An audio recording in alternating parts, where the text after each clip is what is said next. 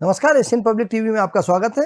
मैं हूं doctor Shishir Upadhyay. Asian public TV business news में भारतीय एयरटेल ने मोबाइल टैरिफ में बढ़ोतरी की है, जो कि 3 जुलाई से लागू होगी। रिलायंस जियो द्वारा कीमतों में वृद्धि के बाद एयरटेल ने टेलीकॉम टैरिफ बढ़ाने का फैसला लिया है। इस कदम का उद्देश्य प्रति यूजर औसत राजस्व को बढ़ाना है। भारतीय एयरटेल ने कहा है कि भारत में टेलीकॉम कंपनियों के लिए वित्तीय रूप से बेहतर बिजनेस मॉडल को बरकरार रखने के लिए प्रति यूजर मोबाइल औसत राजस्व 300 रुपये से ज़्यादा होना चाहिए। हमारा मानना है कि यह लेवल नेटवर्क टेक्नोलॉजी और स्पेक्ट्रम के जरूरी निवेशों को जारी करेगा और पूंजी को मामूली रिटर्न प्रदान करेगा।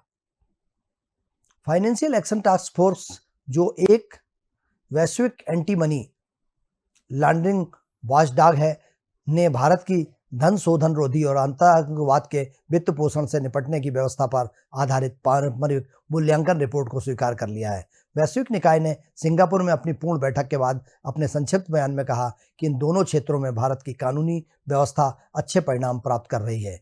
FATF ने यह भी कहा कि भारत को मनी लॉन्ड्रिंग और आतंकवाद वित्त पोषण के मुकदमों को पूरा करने में हो रही देरी को दूर करने की जरूरत है। FATF की ओर से कहा गया कि देश के लिए अंतिम मूल्यांकन रिपोर्ट बाद में प्रकाशित की जाएगी, जब गुणवत्ता और निरंतरता की समीक्षा पूरी हो जाएगी। ग्रामीण क्षेत्रों में विकास और किसानों के साथ महिलाओं और युवाओं के लिए रोजगार पैदा करने के लिए सरकार ग्रामीण क्षेत्रों के अपने खर्च को तेजी से बढ़ा रही है। प्रधानमंत्री द्वारा किसानों के खातों में सीधे पैसा ट्रांसफर करने के साथ ही MSP बढ़ाई गई है। जानकारों का कहना है कि आगामी बजट में भी सरकार ग्रामीण क्षेत्रों पर अपना खर्च बढ़ाएगी, जिसको देखते हुए दैनिक उपयोग चीज वस्तुएं बनाने वाली MFCG कंपनियां अपना फोकस एक बार फिर ग्रामीण इलाकों पर लगा रही हैं। ग्रामीण बाजारों के ग्राहकों की जरूरतों को देखते हुए उत्पादों को पेश करने का काम कर रही हैं। हालांकि ग्रामीण इलाकों में डिस्ट्रीब्यूशन को लेकर चुनौतियां अभी भी बनी हुई हैं।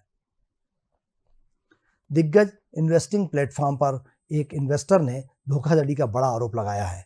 यूजर ने दावा किया है कि इन्वेस्टिंग फर्म ने बिना उनके निवेश किए ही उनके अकाउंट से पैसे काट लिए। सोशल मीडिया प्लेटफॉर्म एक्स पर हरेंद्र प्रताप सिंह नाम के एक यूजर ने गो पर धोखाधड़ी का आरोप लगाते हुए कहा कि कंपनी ने पैसे लेने के बावजूद म्यूचुअल फंड स्कीम में निवेश नहीं किया, जबकि उसे फोलियो नंबर भी जारी किया गया था, जो फर्जी था। इसके अलावा निवेशक ने दावा किया कि उनके अकाउंट में फंड से जुड़ी जानकारी भी दिखाई दे रही थी। उन्हें आगे कहा कि उसकी बहन ने जब अपने किए गए इन्वेस्टमेंट को भुनाना चाहा तो पता चला कि निवेश हुआ ही नहीं है। इन्वेस्टर ने एक्स पर कुछ स्क्रीनशॉट भी शेयर किए। मामला तूल पकड़ने के बाद ग्रो ने एक बयान जारी किया है।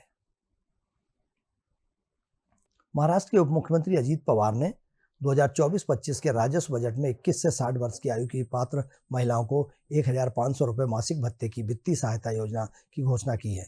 वित्त विभाग संभालने वाले पवार ने विधानसभा में अपने बजट भाषण में कहा कि मुख्यमंत्री मांझी लाडली बहिनी योजना अक्टूबर में होने वाले राज्य चुनाव से 4 महीने पहले जुलाई में लागू की जाएगी।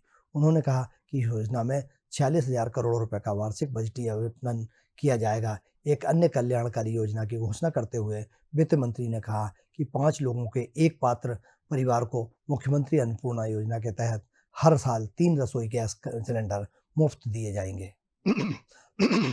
तमाम आरोपों के बीच गौतम सिंघानिया एक बार फिर से रेमंड लिमिटेड का मैनेजिंग डायरेक्टर बना दिया गया है, जबकि कुछ दिन पहले खबर आई थी कि जब तक गौतम सिंघानिया और उनकी पत्नी के साथ विवाद खत्म नहीं हो जाता, तब तक उन्हें बोर्ड से बाहर रहना पड़ सकता है। इसके विपरीत शेयर होल्डरों ने उन्हें फिर से MD के पद पर बैठाने की मंजूरी दी, साथ ही उनकी प्रस्तावित सैलरी को मंजूर कर लिया। इस फैसले के बाद कंपनी के शेयरों में इजाफा देखने को मिल सकता है।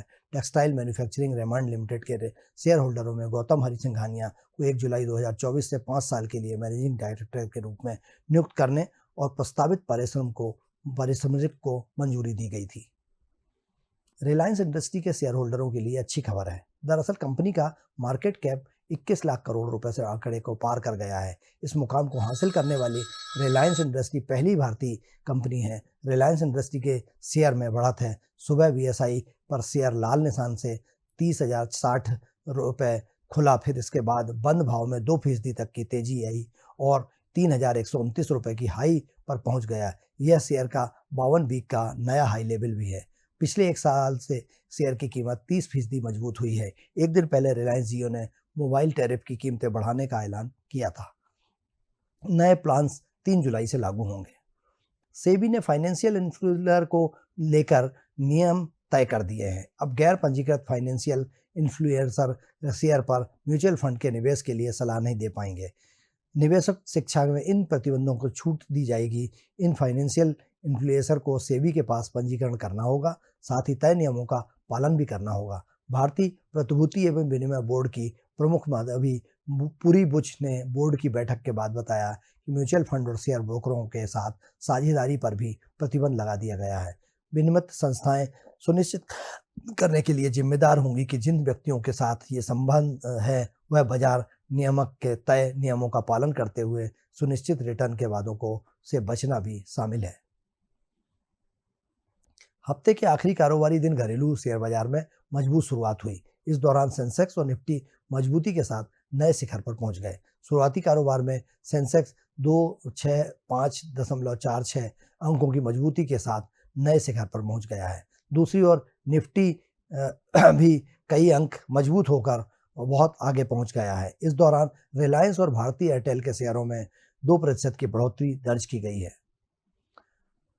टाटा 28.6 अरब डॉलर की ब्रांड वैल्यू के साथ टाटा समूह एक बार फिर से भारत का सबसे मूल्यवान ब्रांड बन गया है। ब्रांड फाइनेंस में 2024 की अपनी रिपोर्ट में देश के प्रति टाटा की प्रतिष्ठित टाटा समूह को नंबर 1, सूचना तकनीकी क्षेत्र की कंपनी इंफोसिस को नंबर 2 और बैंकिंग व फाइनेंस क्षेत्र की HDFC समूह को तीसरे नंबर पर रखा गया है। टाटा समूह की ब्रांड वैल्यू पिछले साल के मुकाबले इस बार 9% बढ़ी है। पहली बार भारत की किसी कंपनी का ब्रांड मूल्य 30 अरब डॉलर के करीब पहुंचा है। यह भारतीय अर्थव्यवस्था में लोगों की उम्मीदों को दिखाता है। रिपोर्ट्स के अनुसार इंफोसिस की ब्रांड वैल्यू में भी 9% की वृद्धि हुई है। खास बात यह है पूरी दुनिया में IT क्षेत्र में गिरावट के बावजूद इंफोसिस ने यह उछाल दर्ज की है। उसका ब्रांड मूल्य 14.2 अरब डॉलर है। एशियन पब्लिक टीवी पर बिजनेस से जुड़ी हुई खबरों में फिलहाल इतना ही। आप एशियन पब्लिक टीवी पर खबरें देखते रहिए। मुझे दीजिए इजाजत। नमस्कार।